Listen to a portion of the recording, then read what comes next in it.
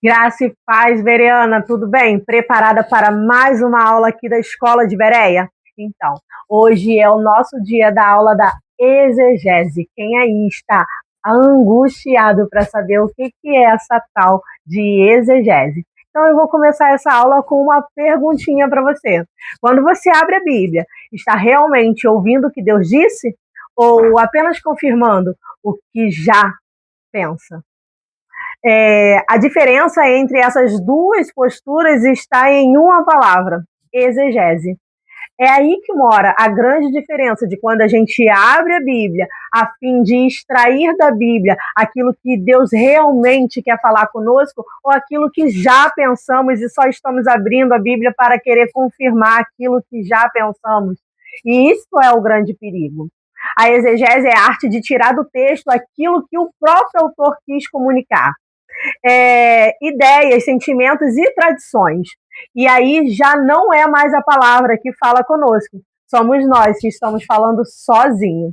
Então, a exegese é a gente olhar para a Bíblia e querer ouvir Deus falando conosco, ouvir o que aquele texto está falando conosco, é realmente olhar para a Bíblia e sentar e ouvir como Deus se revelou aos homens, a mim e a você, através da sua palavra. Nessa aula, eu quero te mostrar por que a exegese é essencial para todo cristão e como você pode começar a praticá-la no seu dia a dia de estudo bíblico, mesmo sem ser um especialista em línguas originais ou acadêmicos de teologia, porque exegese não é luxo, é necessidade para quem deseja maturidade e profundidade na fé. Então, vamos lá? Peço a vocês que abram comigo a Bíblia no livro de Atos.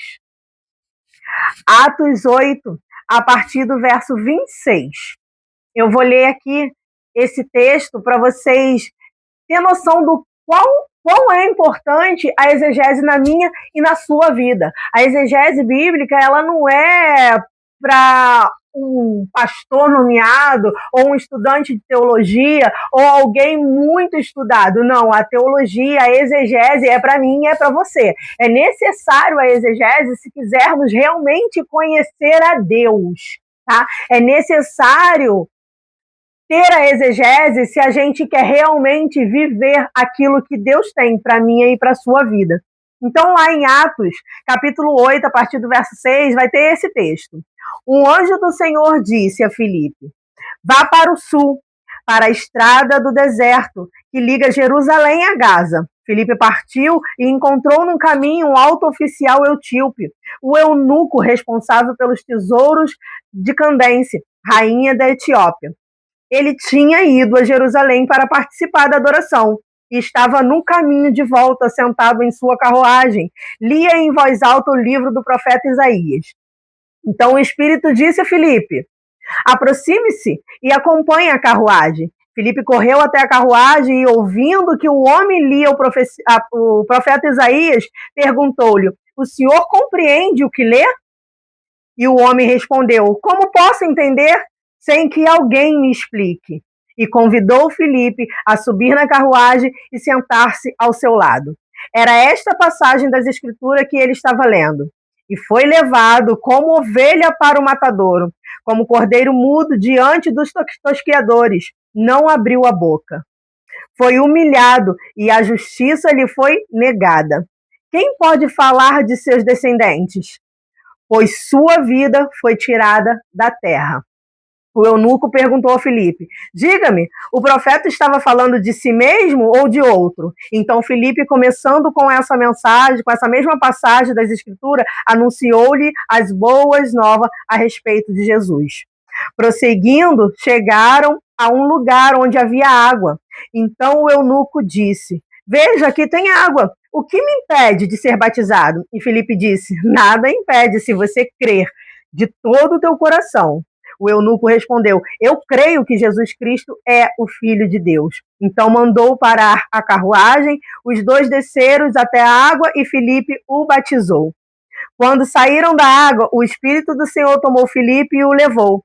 O eunuco não tornou a vê-lo, mas seguiu viagem cheio de alegria Então Filipe apareceu mais ao norte, na cidade de Azoto. Anunciou as boas novas ali e em todas as cidades ao longo do caminho até chegar a Cesareia. O que esse texto está mostrando para a gente? A necessidade da exegese. O que acontece aqui? Tinha uma pessoa lendo a Bíblia, com sede de entender e compreender a Bíblia, mas ele não estava entendendo, porque não tinha quem explicasse, quem o ensinasse. Mas a gente vê que Filipe fez a teologia, Filipe fez a exegese, Filipe está pronto para pregoar o evangelho de Gênesis a Apocalipse. Filipe, depois de um grande estudo, fazendo uma exegese, uma boa hermenêutica, uma boa teologia, ele está pronto para que o Senhor tire ele de um lugar e leve ele para outro, porque isso mostra que Filipe está preparado para anunciar as boas novas. E o anunciamento das boas novas é um mandamento para mim e para você, porque o nosso Senhor amado Jesus Cristo disse: ide a todo e pregai o evangelho. O ide é para todo, é mandamento, não é dom. Não é dom. A gente vai ver dons do Espírito Santo e dons que é entregues a nós ministerialmente, mas ministerialmente, porém, pregar a boas novas, fazer o ID é para todos. Mas como fazer o ID? Como cumprir esse mandamento se não estamos preparados assim como Filipe estava preparado? Você vê que o Espírito do Senhor chama Filipe, manda ele ir de encontro ao eunuco. E chegando ali, ele tira toda a dúvida do eunuco, o batiza. Eunuco entende que ali o profeta estava falando no nosso Senhor e Salvador Jesus Cristo. E ao entender isso, ele aceita o Senhor como Senhor e Salvador. É batizado e segue uma vida cheia de alegria, porque ele recebeu de Filipe as boas novas. E a partir daí, o que o Espírito Santo faz? Leva já Filipe para outro lugar, para que ele possa continuar apregoando as boas novas. Então é isso que eu quero mostrar para você hoje, que é necessário a gente saber fazer uma boa exegese da Bíblia, para entender aquilo que Deus quer de mim e de você, e para que estamos preparados para ser levado para onde for preciso o Espírito Santo nos levar. Então, o que é exegese? A exegese vem de uma palavrinha grega que significa explicar, expor, conduzir para fora. Ou seja, a exegese exige de mim que eu explique o que o texto está falando. É exatamente isso que Filipe fala. A palavra vai nos dizer que o eunuco estava lendo uma profecia do profeta Isaías. Ele foi levado como ovelha para o matadouro, como cordeiro mudo diante dos tosqueadores. Não abriu a boca. Foi humilhado e a justiça lhe foi negada. Quem pode falar de seus descendentes? Pois sua vida foi tirada. Então, Filipe, ele expõe para o eunuco o que esse texto quer dizer. Filipe fez um estudo do profeta Isaías naquele tempo. O que o profeta Isaías estava querendo falar? É muito fácil para Filipe hoje, porque ele já vive aqui depois de uma morte e ressurreição desse cordeiro. Mas quando o profeta Isaías estava falando isso, Jesus ainda não tinha vindo. Era uma promessa, era uma profecia. Então, muitos tinham dúvida de que aquilo que Isaías estava falando é o que está acontecendo agora ou não. Então, Filipe estuda e conecta com o que Isaías estava falando, com o que realmente significava a vida de Jesus Cristo. Então, Filipe expôs para fora aquilo que o texto do profeta Isaías estava querendo dizer. Então, é isso que eu e você precisamos fazer, expor para fora o que a Bíblia tem para me dizer e também para você. E o que a Bíblia tem para dizer através de mim e de você. Hoje, podemos estar sentados aqui agora como eunuco, cheio de dúvidas, sem entender o que ler. Mas amanhã, o Senhor espera que você esteja preparada para ser levantada como um Filipe, para tirar as dúvidas de outros eunucos que virão pós mim e pós você. Então, na prática, é simples. A exegese é tirar do texto o que ele realmente diz. O contrário disso é a exegese, quando eu coloco minhas opiniões, minhas ideias dentro do texto. E isso é muito perigoso, porque Eu posso olhar para a Bíblia mediante do que eu penso, do que eu acho, mediante da minha cultura, a qual eu fui inserida, a qual eu fui criada, ou mediante alguns preconceitos meus. Então eu não posso olhar para a Bíblia levando para a Bíblia o que eu acho, o que eu penso. Eu tenho que ir para a Bíblia a fim de tirar o que ela realmente diz. E qual o problema, Vanessa, de ir para a Bíblia e botar dentro dela o que eu penso? Um exemplo é quando a gente vê em algumas igrejas, eu acho que hoje vem pouco, a doutrina de que mulher não pode usar calça. A Bíblia, em momento nenhum, informa que mulher não pode usar calça. A Bíblia diz que a mulher não deve se vestir como homem. E aí a gente vai ver hoje, na nossa cultura, muitas mulheres de calça e super femininas. Então a gente vai olhar para a Bíblia, procurar o contexto histórico e cultural da época e vamos chegar à conclusão de que naquela época nem se existia calça. Naquela época, tanto os homens quanto as mulheres usavam túnica. E o que diferenciava uma veste feminina e uma veste masculina eram os adornos que as mulheres usavam. Então, vamos entender aqui que Paulo não estava se referindo em calça, saia, vestido. Não, Paulo estava querendo dizer que eu não posso me vestir ao ponto de alguém olhar e ter dúvida de que eu sou mulher ou homem. Eu posso estar de túnica, eu posso estar de burca, mas todos vão saber que é uma mulher que está debaixo daquela burca. Então, o errado é eu querer usar uma burca como mulher, mas querer me parecer como homem. E aí, aquela burca em si vai ter algumas tradições, algumas características que revelam ela como veste de homem. Vamos para a Escócia, por exemplo, onde homens usam saia até hoje. Como se aplica isso? Sabemos que a saia do homem escocês nada tem a ver com uma saia da mulher escocesa. Então, é questão de cultura. Quando Paulo fala para as mulheres não rasparem a cabeça e não andarem com o cabelo preso e usar o véu, Paulo ali estava querendo diferenciar a cultura da época onde prostitutas tinham de costume deixar as suas nucas à mostra porque aquilo sensualizava. Então, Paulo estava falando ali, se vocês rasparem a cabeça ou ficar de cabelo preso, vocês estão querendo se comparar a prostitutas, não façam isso. Mas aí tem as prostitutas que estavam se convertendo na época. Então elas entravam já com as cabeças raspadas, com as nucas raspadas. Então Paulo, para essas, dá a instrução de que é necessário usar o véu, para que ela não esteja sensualizando dentro da igreja. Porque naquele contexto cultural da época, a sensualidade da mulher estava caracterizada na sua nuca exposta. Não é a realidade de hoje. A realidade de hoje, vamos olhar para a nossa cultura hoje, a sensualidade está na roupa muito colada, muito justa, mostrando as curvas naturais do corpo de uma mulher. A sensualidade no dia de hoje está, às vezes, num decote muito aberto, onde deixa o nosso colo à mostra. Então, trazendo para o tempo de hoje, é que essa é necessária feita. Essa é a necessidade da exegese. Eu vou entrar na cultura histórica e cultural daquela época e trazer para mim hoje.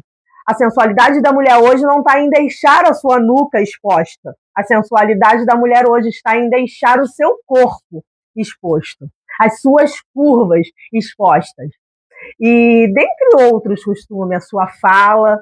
Para isso, Paulo vai usar que é necessário que as mulheres se vistam com ordem e decência. É preciso saber aonde você está inserido, e aí você vai saber como se vestir, o que deve fazer. Então, quando entendemos a cultura onde Paulo está falando, a gente vai entender melhor o que esse texto simboliza para mim hoje e para você. Você vai entender que não é necessário usar um véu hoje, porque as prostitutas de hoje não deixam a nuca exposta. Então, eu posso ficar sem véu, eu posso ter o cabelo preso, eu posso ter o cabelo raspado, eu não vou estar me igualando às prostitutas. Mas quando eu uso uma roupa muito justa, quando eu uso uma roupa muito curta, muito decotada, uma maquiagem muito pesada, eu posso sim estar me igualando às prostitutas do dia atual da nossa época. Então, é aqui que faz a diferença. Você vê que quando eu tenho a base da cultura cultural histórica, eu consigo trazer melhor essa aplicação dessa palavra para o dia de hoje. Mas quando eu não tenho isso, e digamos que eu sou um homem machista e vou olhar a Bíblia com meu óculos machista, eu vou ler essa passagem e vou trazer ela de forma muito machista, aonde eu vou dizer que a mulher não pode usar calça.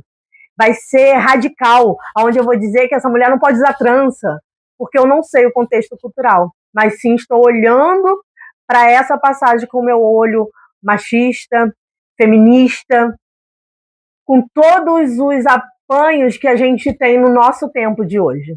Então, o que eu acho ou deixo de achar não quer dizer nada para a Bíblia. Eu preciso saber o que ela realmente diz. Eu preciso entender o que ela quer falar comigo hoje. Mas para eu entender o que ela quer falar comigo hoje, eu preciso entender o que o escritor dela quis dizer naquela época a qual ela foi escrita.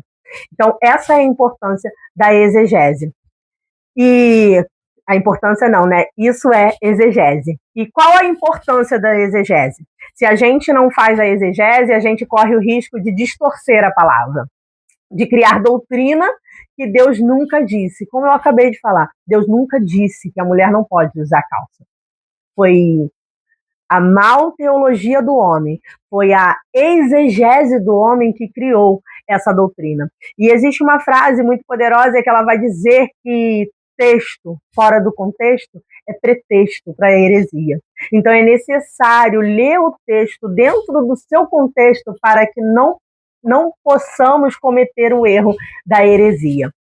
Então, quando interpretamos direito, ouvimos a voz de Deus como ela é, não como gostaria que fosse. A gente não vai olhar para o texto e olhar o texto e ouvir aquilo que eu quero que Deus fale comigo, mas eu vou olhar para o texto e ouvir aquilo que Ele quer falar comigo, mesmo que isso me confronte, mesmo que isso me exorte, mesmo que isso me entristeça nesse exato momento, porque a palavra vai ser um espelho onde eu vou olhar para ela e vou me ver. Eu costumo dizer também que a palavra, para mim, é aquela amiga que a gente ama, mas não gosta muito de ouvir, porque geralmente ela vai nos confrontar, vai dizer que a gente está errada, vai dizer que não é desse jeito. Essa é a palavra. Ela é minha amiga, que me confronta quando necessário for. A palavra, ela não vai passar a mão na minha cabeça quando eu estiver errada. A palavra, ela vai me direcionar quando eu estiver no caminho não certo. Quando o meu caminho não for o caminho de Deus, a palavra vai apontar para mim e vai falar assim: você está desviando da vontade do Senhor. É ela que vai me confrontar e vai me dar direção para que eu volte para o caminho, porque o caminho só há um. Ele é o caminho. Jesus é o caminho, a verdade e é a vida. Então, é nele que eu tenho que manter as diretrizes da minha vida. Quando olhamos para a Bíblia, não a fim de ouvir ela dizer aquilo que gostaríamos de ouvir, e como que eu corro o risco de fazer isso, Vanessa? Quando abrimos a Bíblia como se fosse uma caixinha de promessa. Hoje eu estou feliz e abro a Bíblia e eu vou ler um tal texto, e aí aquele texto vai acalentar meu coração. Hoje eu estou triste e abro minha Bíblia em outro texto. Isso tem um problema muito grande. Porque às vezes vamos abrir a Bíblia como caixinha de promessa e o que Deus tem para dizer para mim e para você não é aquilo que realmente você abriu. Ou simplesmente você abriu e só leu um versículo, não leu todo o contexto imediato, que é o texto anterior, e o contexto depois, que é o texto que vai depois. A gente precisa ler sempre um capítulo antes ou um capítulo depois. Ou às vezes precisamos entrar somente em uma parágrafe antes, uma epígrafe antes. Não precisa entrar em todo o capítulo anterior, mas você vai entender. Eu costumo dizer uma palavra que nós, pentecostais, levamos muito para o lado errado, que é o batismo com fogo, né? Como eu disse no ao vivo com vocês, quando João Batista está falando, eu batizo com água e virá um após mim que batizará com fogo e com água, ele não está falando do fogo do Espírito Santo. Se você olhar ali o texto, ler o texto e fazer a pergunta correta, que é qual a pergunta? Para quem João Batista está falando? Por que João Batista está falando isso? Ele está falando com os fariseus. Ele não está falando com cristão. Ele não está falando com pessoas que estão ali arrependidas. Então ele está falando, vocês não me ouvem hoje e não aceitem o batismo na água, virá um pós mim. Tem muito mais poder do que eu. E ele vai discernir e vai batizar na água e no fogo. Na verdade, Jesus batiza no Espírito Santo e no fogo, porque a gente vai ver em todo o ministério de Jesus que ele não batiza ninguém nas águas, são os discípulos que batizam Jesus nas águas. Mas para discernir se é joio ou se é trigo, é Jesus. O trigo é lançado no celeiro, mas o joio é lançado no fogo. E esse fogo que João fala é o fogo eterno. Então não é o batismo com o Espírito Santo. Lá em Pentecoste, a gente tem o recebimento do Espírito Santo, onde a gente recebe poder do alto para pregoar o Evangelho, para ser testemunhas de Jesus. E essa é a diferença do batismo do Espírito Santo. Todo aquele que recebe o Espírito Santo está selado pelo Espírito Santo. Então nós recebemos dele o poder de falar com ousadia, de apregoar o seu evangelho, de levar a palavra de Deus. Você vê que para Filipe e até Eunuco é necessário o Espírito Santo para que leve Filipe até lá. E quando Filipe termina a sua missão, o Espírito leva Filipe para outro lugar. Aí está o poder, porque passamos a ser direcionados pelo Espírito Santo e não por nossa vontade. Então, isso aprofunda a nossa fé, nossas pregações e nossa vida devocional. Quando fazemos a exegese do texto, até o nosso devocional fica mais profundo, porque a gente vai entender que o devocional não é abrir a Bíblia aleatoriamente e todo dia fazer um versículo diferente. Não. Por isso a problemática de muitos devocionais de hoje, que a gente vai fazer devocionais onde o texto está retirado do seu contexto e alguns devocionais trazendo aplicações da vida pessoal daquele escritor que fez o devocional. E isso tem uma problemática muito grande. A gente acaba partindo para a teologia da Xuxa e não para a teologia de Deus, porque é a teologia de Xuxa que fala que tudo podemos, pois o cara lá de cima vai nos dar. Mas a teologia bíblica diz que a nossa vontade precisa morrer, para que a dele venha prevalecer. Então, o básico que eu devo ter na minha vida para fazer a exegese bíblica, tanto na minha leitura, quanto no meu estudo, quanto no meu devocional, são observações. Leia o texto com calma, veja o que realmente ele diz. Contexto histórico, cultural e literário. O literário, como eu disse para vocês, é o capítulo anterior e o capítulo posterior ao texto que eu estou lendo. Se eu estou lendo aqui, agora que eu li para vocês, capítulo 8, verso 26, eu tenho que ler o capítulo 7 e o capítulo 9, para saber do que se trata, o que está acontecendo, qual o contexto onde Filipe está, quem é o eunuco, por que o eunuco está com essa sede de querer saber o que diz esse texto. Essas são as perguntas que precisamos fazer.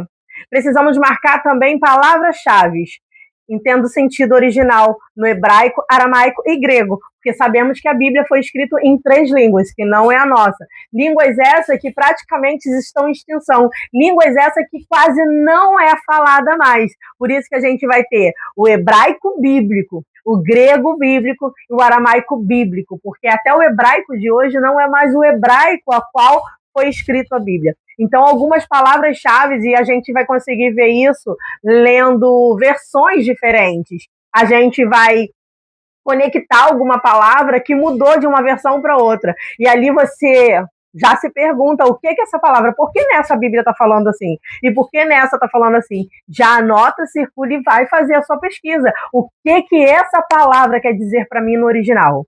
Então, isso vai trazer mais clareza do texto para mim. A teologia bíblica, onde esse texto se encaixa. Daí a gente vai usar a teologia, que é querer entender onde esse texto se encaixa.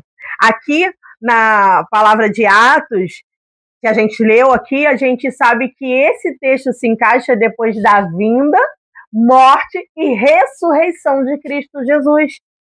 Então, a gente já tem aqui a revelação de quem o profeta Isaías está falando. Quando lemos o texto e vemos a história de Jesus, a gente já tem revelação do que o profeta Isaías estava falando. Então, eu consigo dizer para esse eunuco que Isaías estava falando de Jesus Cristo, o cordeiro que foi morto, mudo, levado na cruz.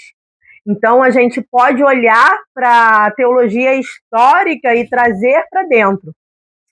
E também a aplicação.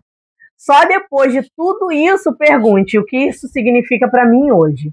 Depois que eu observar o texto, depois que eu ler o contexto, depois que eu fazer uma teologia bíblica. O que é a teologia bíblica? É tirar de dentro da própria Bíblia. Eu não vou pegar agora um comentário bíblico. Não, o comentário bíblico tem que ser meu último passo, porque a raiz da minha teologia precisa ser a Bíblia.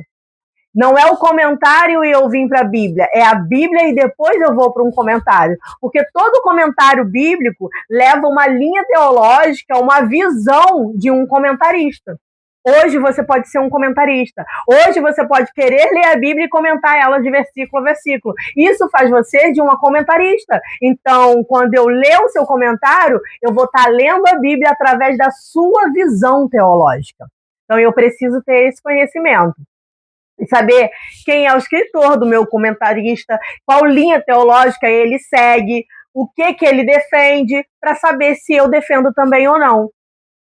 Porque pode ser um calvinista, pode ser um arminiano, e às vezes eu sou um aliancista, que defende pautas do arminiano e defende pauta do calvinismo.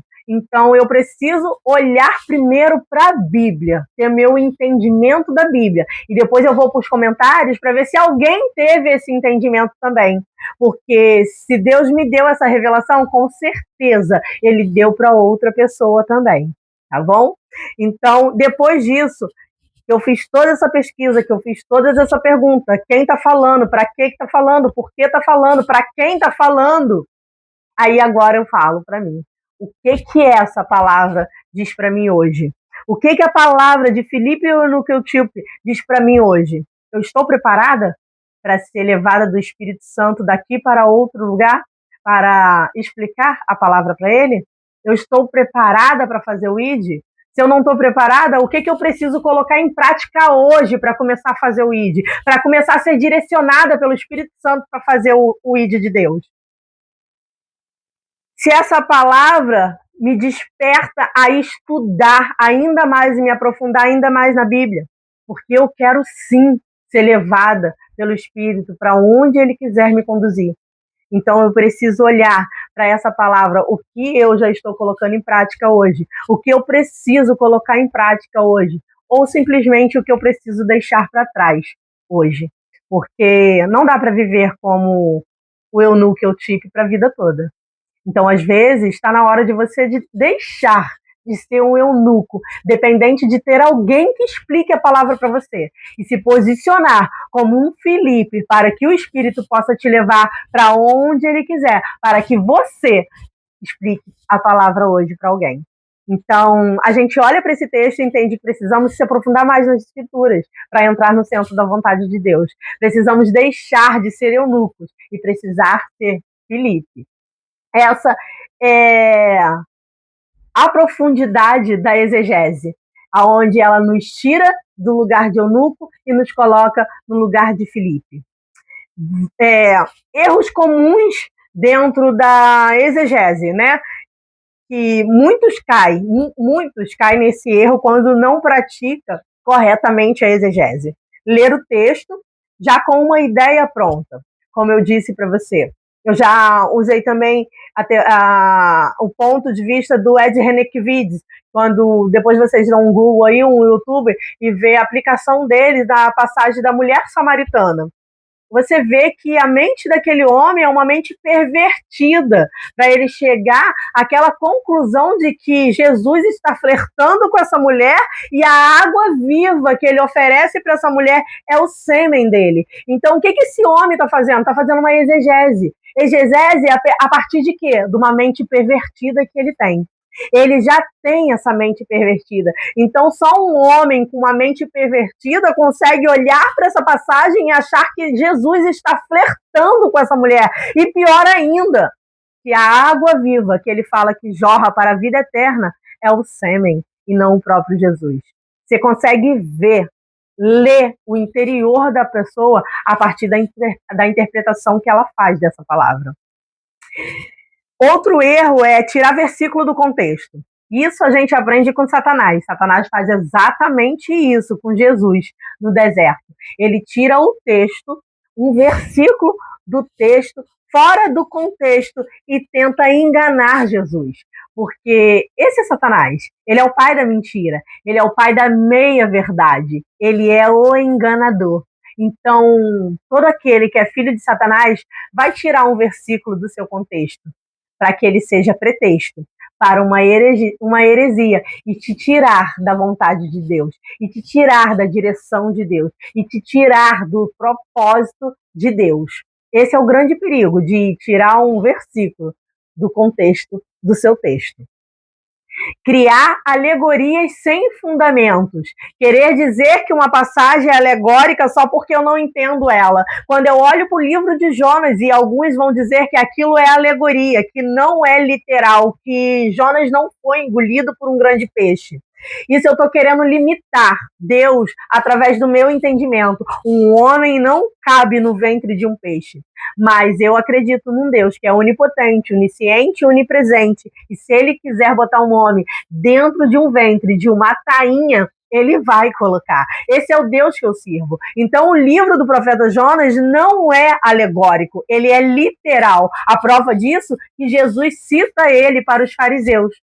Então, essa é a prova de que o livro do profeta Jonas não é alegórico. Já quando eu vou para o livro de Apocalipse, eu vou ver que algumas coisas são alegóricas, mesmo porque João estava vendo coisa que ele ainda não tinha conhecimento. Então, digamos que você tenha que dá características de uma coisa que você nunca viu na vida. Então, algumas coisas no livro de Apocalipse vai ser alegórico, sim. Então, preciso saber qual é a literalidade do livro ao qual eu estou lendo. Se ele é poético, se ele é histórico, se ele é profético. Eu preciso olhar para o livro e ler dentro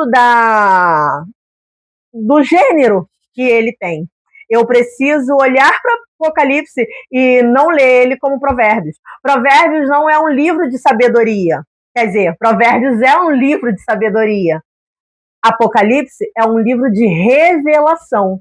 Então eu preciso olhar para Apocalipse e ver que é um livro de revelação. Revelação para quê? Para o meu tempo e para o seu. Então eu vou olhar para esse livro dessa forma. Já quando eu olho o livro de Provérbios, eu sei que ele é um livro poético, um livro de sabedoria, aonde Salomão está ali descrevendo algumas sabedoria que ele teve com o seu conhecimento de vida, com os seus anos de vida. Uma dessas sabedoria é quando a gente fala assim: ensina o teu filho o caminho que se deve andar e jamais ele se perderá. E quando olhamos para esses versículos e olhamos para alguns filhos que foram criados ali dentro da igreja, na palavra, direcionado dentro do caminho do Senhor, e hoje, quando vamos ver na maioridade, não está seguindo no caminho do Senhor, se perdeu. Aí você vai achar que Deus falhou na sua promessa. Ele não falhou, porque essa nunca foi uma promessa de Deus. É só uma citação de sabedoria de Salomão. Por quê? É mais fácil o nosso filho seguir o caminho de Deus, se ele foi ensinado nesse caminho, do que ele encontrar esse caminho sem nunca ter sido ensinado. O que Salomão está falando para a gente é uma sabedoria. Não é uma promessa de Deus.